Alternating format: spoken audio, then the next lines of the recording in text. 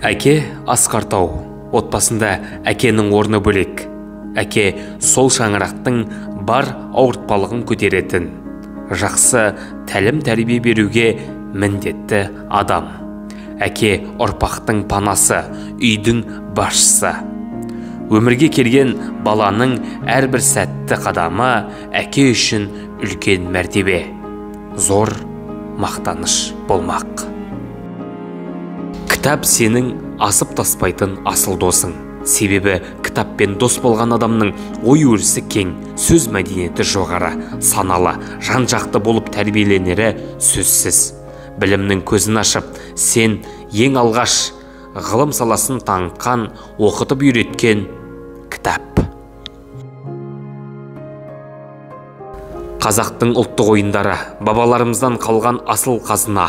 Сондықтан халықтық мұраны үйренудің әрі күнделікті тұрмысқа пайдаланудың заманымызға сай ұрпақ тәрбиелеуде орасан пайдасы бар. Ұлыммен бірге ұлттық ойындар ойнап, шығу тарихымен танысып, балама ұлттық тәрбие беру менің әке ретіндегі негізгі мақсатым. Тірі болсам, қазаққа қызмет етпей қоймаймын.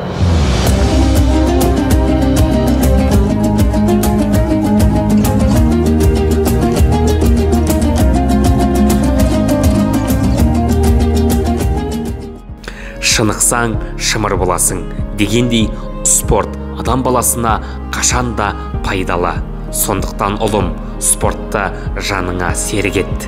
Келешекте өз еліңнің көк туын желбіретер спортшы бол.